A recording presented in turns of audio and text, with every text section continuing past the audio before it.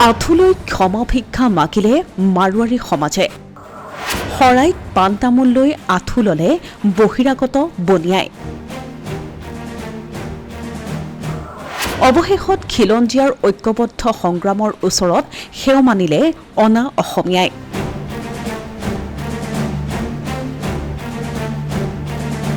প্ৰসংগ ৰাষ্ট্ৰীয় খেলুৱৈক আক্ৰমণৰ ঘটনা। খিলঞ্জীয়া লোকক বহিৰাগতই টকাৰ বলেৰে ভূমিৰ অধিকাৰৰ পৰা বঞ্চিত কৰাৰ লগতে উৎপীড়ন চলাই বীৰত্ব প্ৰদৰ্শন কৰাৰ বিৰুদ্ধে শিৱসাগৰত যোৱা দুদিনৰ পৰা চলিছিল প্ৰতিবাদ। আৰু অৱশেষত এই ঐক্যবদ্ধ সংগ্ৰামৰ ওচৰত সেও মানিলে বহিৰাগত বনিয়াই।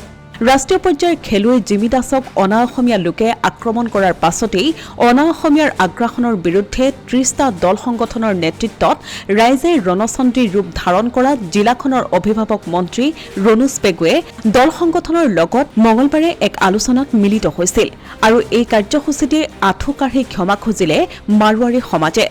লগতে তিনিগৰাকীকৈ অনা অসমীয়াই ৰাষ্ট্ৰীয় পৰ্যায়ৰ খেলুৱৈগৰাকীক মাৰোৱাৰী সমাজৰ পৰা ২ লাখ টকা এককালীন সাহায্য প্ৰদান কৰাৰ প্ৰতিশ্ৰুতি প্ৰদান কৰিলে মাৰোৱাৰী সমাজে। এইটোৱে ভাবিছোঁ কি যে ঘটনা হৈছে এইটো বেহাদ দুখী, মানে আমাৰ সমাজো বহুত দুখী আছে এইটো ঘটনা লৈ মেলি।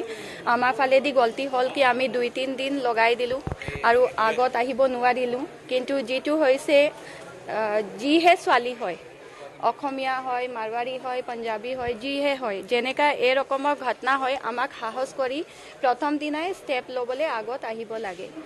আৰু এই যে হৈছে চবৰ কাৰণে মানে আমি পুৰা সমুদায়ে আমাৰ বহুত দুখী আছে। আৰু আজি যেনেকা আমি এইটো পৰিৱেশ পাইছোঁ আৰু চব যিমান যি ঘটনা হৈছিলে সেইটো ছেটেল হৈছে, এইটো খুব মনৰে এটা ভাল লাগি আছে এতিয়া যে ৩ দিন পৰা আমি যিটো যত্ন কৰি আছিলোঁ কি কেনেকৈ যাম, কেনেকৈ ক'ম, আজি যিটো আমি ইয়াত এটা ষ্টেজ পালোঁ আমাৰ নিজৰ মনৰ ভাৱ ৰাখিবলৈ আৰু সাহস কৰি আগত আহিবলৈ, মই বহুত ধন্যবাদ নিজৰ ফালেদি কৰিবলৈ বিচাৰিছোঁ সংগঠনৰ আৰু যিমান আমাৰ চৰকাৰে ফালেদি আহিছে ছাৰ গুৱাহাটীৰ পৰা। মই বিশেষ কৰি আমাৰ সমুদায়ৰ পৰা তেখেতক চবক ধন্যবাদ কৰিবলৈ বিচাৰিম।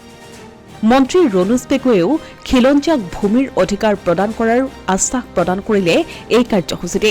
সমাজৰ মাজত ভুল বুজাবুজি হৈছিল, কমিউনিকেশ্যন গেপ হৈছিল, সেই কমিউনিকেশ্যন গেপটো আজি ইয়াৰ এটা পৰিসমাপ্তি হৈছে। কাৰণ মাৰোৱাৰী সমাজৰ পৰাও প্ৰতিনিধি আহি পেলাই তেওঁলোকে এই ঘটনাক তীব্ৰ ভাষাৰ তেওঁলোকেও নিন্দা কৰিছে, তেওঁলোকে দুখ প্ৰকাশ কৰিছে আৰু তেওঁলোকে মাৰোৱাৰী সমাজৰ হৈ গোটেই শিৱসাগৰবাসীৰ ওচৰত তেওঁলোকে ক্ষমা বিচৰাৰ লগে লগে মানে গোটেই বিবাদটোৰ এটা পৰিসমাপ্তি ঘটায়।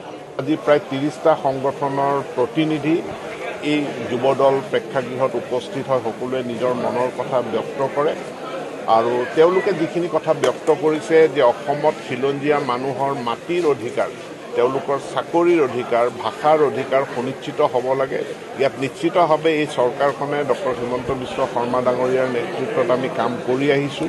২০১৯ চনৰ যি ভূমি নীতি খিলঞ্জীয়াৰ পক্ষত খিলঞ্জীয়াক ভূমিৰ অধিকাৰ প্ৰদান কৰাৰ কাৰণে, সেই ভূমি নীতি বৰ্তমান আইনলৈ ৰূপান্তৰিত হ'বলৈ গৈ আছে। এই আশ্বাস আজি মই তেওঁলোকক প্ৰদান কৰোঁ।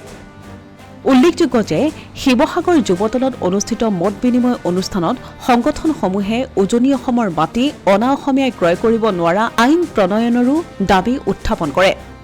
ইফালে প্ৰতিবাদ চলি থকাৰ মাজতেই গৌৰৱ সোমানী নামৰ এজন অনা অসমীয়া ব্যৱসায়ীয়ে শৃংখল চলিহাৰ বিৰুদ্ধে দিছপুৰ থানাত দাখিল কৰিছিল এজাহাৰ।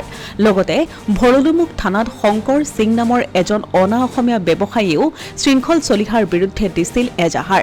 কিন্তু শৰাই তামোল পাণ দি মাৰোৱাৰী সমাজে ক্ষমা খোজাৰ পাছতেই দুয়োগৰাকী ব্যৱসায়ীয়ে উঠাই ল'লে এজাহাৰ। কিন্তু গোচৰ প্ৰত্যাহাৰ কৰাৰ পাছতো শান্ত হোৱা নাই বীৰ লাচিত সেনাসহ কেইবাটাও দল সংগঠনৰ বিষয়ববীয়া। গোচৰ উঠাই ল'লেই নহ'ব, গৌৰৱ সোমানীয়ে দেৰগাঁৱলৈ আহি ৰাজহুৱাকৈ ক্ষমা খুজিব লাগিব বুলি দাবী উত্থাপন কৰিলে বীৰ লাচিত সেনাই। লগতে ৭২ ঘণ্টাৰ সময় বান্ধি দিলে বীৰ লাচিত সেনাই। ইয়াৰ জৰিয়তে আমি গৌৰৱ সোমানীক আমি জনাব বিচাৰিছোঁ, অনুৰোধ নহয়, গৌৰৱ সোমানীক মই কৈছোঁ যে ৭২ ঘণ্টাৰ ভিতৰত তেওঁ আজি ইয়াত উপস্থিত থকা সকলো social media electronic media, print media সকলোৰে আগত আমি মাপ খুজিব লাগিব যে মই অসমীয়াৰ বিৰুদ্ধে কথা কোৱাৰ কাৰণে, অসমীয়াৰ বিৰুদ্ধে এজেহাৰ দিয়াৰ কাৰণে মই আজি মোৰ দুখ স্বীকাৰ কৰি আপোনালোকৰ ওচৰত মাপ খুজিলোঁ আৰু ভৱিষ্যতে এনে কাৰ্য কৰিবলৈ আমি কেতিয়াও আগবাঢ়ি নাযাওঁ। এই আমাৰ বক্তব্য আৰু এই বক্তব্য সকলোৱে হোৱা উচিত বুলি মই কামনা কৰিছোঁ। Asomiya Pratidin digital desk.